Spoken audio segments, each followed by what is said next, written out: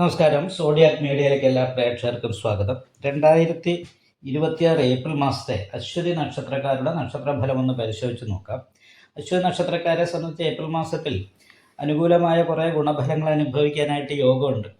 എല്ലാ ഭൗതികമായിരിക്കുന്ന സുഖങ്ങളും അനുഭവിക്കാനുള്ളൊരു യോഗമുണ്ട്. എന്നാൽ ഏഴശനിയാണ്. അതേപോലെ തന്നെ ഈ 2-ാം തീയതി ഏപ്രിൽ മാസം 2-ാം തീയതി ചൊവ്വ ശനിയോട് യോഗം ചെയ്ത് 12-ാം ഭാവത്തിൽ വരുന്നുണ്ട്. ആ സമയത്ത് ശത്രു സ്ഥാനാധിപത്യം വഹിച്ച് സഹായ സ്ഥാനാധിപതി ശത്രു സ്ഥാനാധിപത്യം വഹിച്ച് 12-ൽ നിൽക്കുന്നത് കാരണമുണ്ട് കേസ് പോലെയുള്ള പ്രശ്നങ്ങൾ അല്ലെ മൂന്നാമതൊരാളുടെ പേരിൽ പറഞ്ഞു തീർക്കേണ്ട അവസ്ഥ വരുന്ന രീതിയിലുള്ള പ്രശ്നങ്ങൾ ഉണ്ടാകാനായിട്ട് സാധ്യതയുണ്ട്. അപ്പോൾ അത് വളരെ ശ്രദ്ധിക്കേണ്ട ഒരു കാര്യമാണ്. അത് മാത്രമല്ല 5-ാം ഭാവാധിപതിയാണ് 12-ാം ഭാവത്തിൽ നിൽക്കുന്ന സൂര്യൻ. അപ്പോൾ അത് നിപുണായോഗം ചെയ്താണെങ്കിലും 12-ാം ഭാവത്തിൽ 5-ാം ഭാവാധിപതി നിൽക്കുന്നു എന്ന് പറയുന്നൊരവസ്ഥയുള്ളത് കാരണമുണ്ട് സഹായിക്കേണ്ട വ്യക്തികൾ ശത്രുക്കളായി മാറുക എന്ന് പറയുന്നൊരവസ്ഥയാണ് കാണുന്നത്. അപ്പോൾ അതൊന്ന് ശ്രദ്ധിക്കേണ്ട കാര്യമാണ്. ബാധയിലാണ് രാഹു നിൽക്കുന്നത്. 7 ശനിയിൽ 12-ൽ ശനി. ഇപ്പം ശനിദോഷമുണ്ട്, നാഗദോഷമുണ്ട്. വ്യാഴം അപജയസ്ഥാനത്താണ് നിൽക്കുന്നത്. 5-ാം ഭാവത്തിൽ കേതുവാണ്. അപ്പം മാനസികമായിട്ടുള്ള ടെൻഷൻ വർദ്ധിക്കാനായിട്ട് സാധ്യതയുണ്ട്. അടിച്ചുപൊളി പോലെയുള്ള കാര്യങ്ങൾക്ക് യോഗം ഉണ്ടെങ്കിലും അതൊന്ന് വളരെ ശ്രദ്ധിച്ച് മുന്നോട്ട് നീങ്ങിയില്ലെങ്കിൽ ആ സമയത്ത് എന്തെങ്കിലും കലഹങ്ങൾ, പ്രശ്നങ്ങൾ, ഇങ്ങനെയുള്ള വിഷയങ്ങളൊക്കെ ഉണ്ടാകാനുള്ള സാധ്യത വളരെ കൂടുതലാണ്. അപ്പോൾ അത് കാരണം കൊണ്ട് ശ്രദ്ധിച്ച് മുന്നോട്ട് പോയി ഏപ്രിൽ മാസം 2-ാം തീയതി മുതൽ തന്നെ ദോഷസമയം തുടങ്ങും.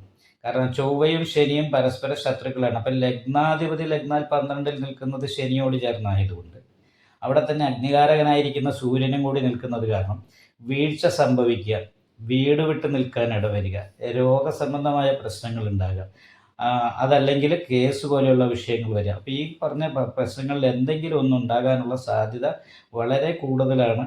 അപ്പോൾ ദശാസംബന്ധമായിട്ട് സമയദോഷം കൂടിയുള്ളവരാണെങ്കിൽ പ്രത്യേകമായിട്ട് ശ്രദ്ധിച്ച് മുന്നോട്ട് നീങ്ങേണ്ടതാണ്. നാഗദോഷ പരിഹാരം ചെയ്യണം. വിഷ്ണു ക്ഷേത്രത്തിലെ നെയ്വിളക്ക്, ഭാഗ്യസൂക്ത, പുഷ്പാഞ്ജലി മുതലായിട്ടുള്ള വഴിപാട് ചെയ്യണം. അതേപോലെ തന്നെ അഗ്നിമാർദ്ദ യോഗമാണ്. അയ്യപ്പ ക്ഷേത്രത്തിൽ നീരാഞ്ജനം വഴിപാടും, ദേവീ ക്ഷേത്രത്തിൽ ഗുരുതി പുഷ്പാഞ്ജലി, നെയ്വിളക്കം കഴിപ്പിക്കുക, ശിവക്ഷേത്രത്തിൽ ശംഖാഭിഷേകം കഴിപ്പിക്കുക, ഗണപതി ഹോമം കഴിപ്പിക്കുക.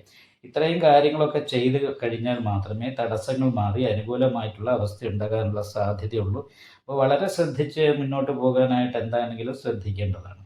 പിന്നെ സഹായ സ്ഥാനത്താണ് ഇപ്പം ചാരവശ വ്യാഴം നിൽക്കുന്നത്. പക്ഷേ സഹായ സ്ഥാനാധിപതി ശത്രുസ്ഥാനത്ത് നിൽക്കുന്നു എന്ന് പറയുന്നൊരവസ്ഥയാണുള്ളത്. അതും ബാധകാധിപതിയും ശത്രു സ്ഥാനാധിപതി ഒരുമിച്ച് യോഗം ചെയ്താണ് നിൽക്കുന്നത്. അപ്പോൾ പ്രബലമായ ശത്രുദോഷത്തിൻ്റെതായിരിക്കുന്ന ദുരിതങ്ങൾ ഉണ്ടാകാനുള്ള സാധ്യതയാണ്. 7-ാം ഭാവാധിപതി സാന്നിധ്യം ചെയ്ത് നിൽക്കുന്ന കാരണം ദാമ്പത്യ സംബന്ധമായിട്ട് അനുകൂലമായിരിക്കുന്ന ഗുണം പറയാവുന്നതാണ്.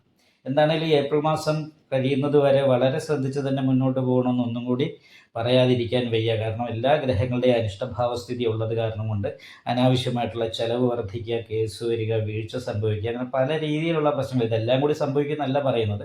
പക്ഷേ ഇതിൽ ഏതെങ്കിലും ഒരു രീതിയിലെങ്കിലും ബുദ്ധിമുട്ട് അനുഭവപ്പെടാനായിട്ടുള്ള സാധ്യതയുണ്ട്. പിതൃസ്ഥാനീയരായിരിക്കുന്ന വ്യക്തികൾക്ക് രോഗാവസ്ഥ പോലെയുള്ള വിഷയങ്ങൾ, അങ്ങനെ ഏത് രീതിയിലാണെങ്കിലും വളരെ ഒന്ന് ശ്രദ്ധിച്ച് മുന്നോട്ട് നീങ്ങേണ്ടതാണ്. ഈ വീഡിയോ ഇഷ്ടപ്പെട്ടാൽ ലൈക്ക് ചെയ്യുക, നിങ്ങളുടെ അഭിപ്രായങ്ങൾ കമൻറ്റ് ചെയ്യാം. ജ്യോതിഷവുമായി ബന്ധപ്പെട്ട കൂടുതൽ കാര്യങ്ങൾ അറിയാൻ ഈ ചാനൽ സബ്സ്ക്രൈബ് ചെയ്യുക. ഞങ്ങളുടെ ഓൺലൈൻ കൺസൾട്ടൻസി നമ്പർ താഴെ ഡിസ്ക്രിപ്ഷൻ ബോക്സിൽ കൊടുത്തിട്ടുണ്ട്. ആവശ്യമുള്ളവർക്ക് കോൺടാക്റ്റ് ചെയ്യാവുന്നതാണ്.